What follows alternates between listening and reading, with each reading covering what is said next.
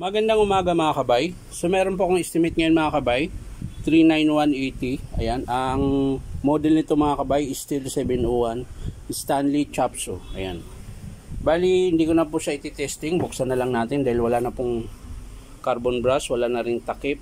Tsaka may tama po yung armature. So hindi na rin po yun gagana. So bubuksan na lang natin mga kabay. Tara, samahan nyo po ako. So yan mga kabay, nabuksan ko na po yung screw. So tatanggalin na po natin.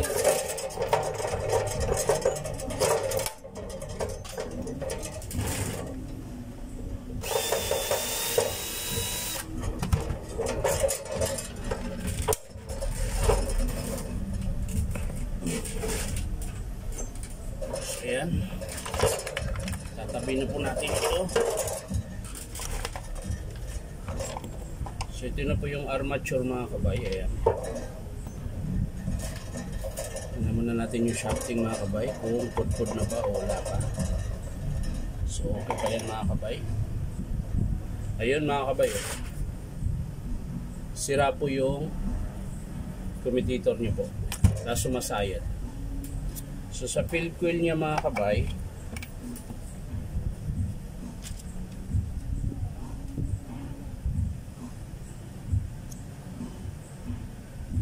so yan, sumasayad din po mga kabay. Kaya baka maluwag. Ayun, ang luwag na.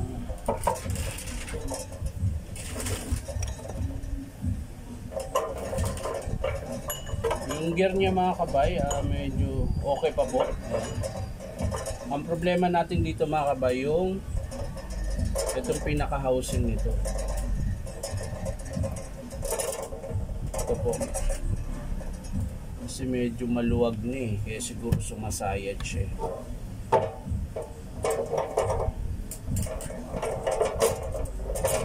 Ito po mga kabay.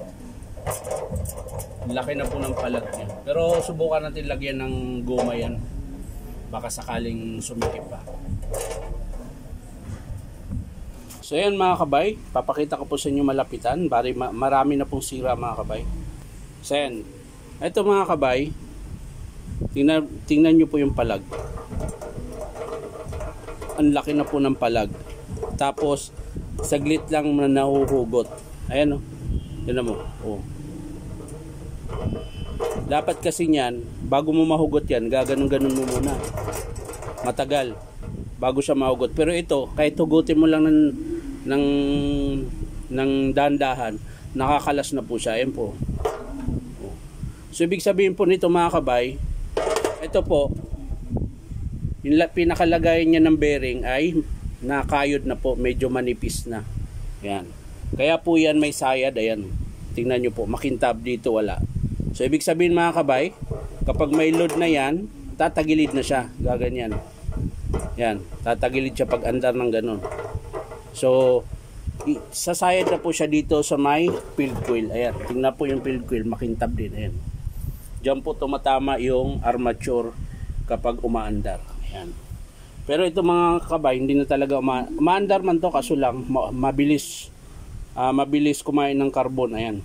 Tingnan po, ang laki na po ng awang niya. Ayan. Tapos nakaangat na po yung bar. Ayan. So ito po yung sira mga kabay, tsaka yung pinaka base. Ayan. So para nang bumiling bago nito mga kabay, malabo na po ito ipapagawa ng customer. Gawa nga pong magpapalit din tayo ng field coil. Ayan. Bali ang papalitan dito mga kabay, yung base, bearing housing, ayan, gear case housing, yan, marami pong tawag niyan. Armature, field coil, tsaka dalawang brass holder, tsaka brass cap at carbon. Yan. So pag mga ganyan na mga kabay, malabo na pong ipapagawa ng customer yan. Pero tingnan natin. Sakaling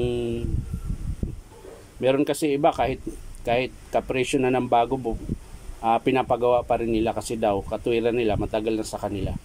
Ayan. So titingnan na lang natin mga kabay. Hindi ko na po ipapakita sa inyo paano buuin. Napapakita ko na lang kapag sakaling in-approve ito ng customer. So yan lang po mga kabay. Maraming salamat. Bye bye.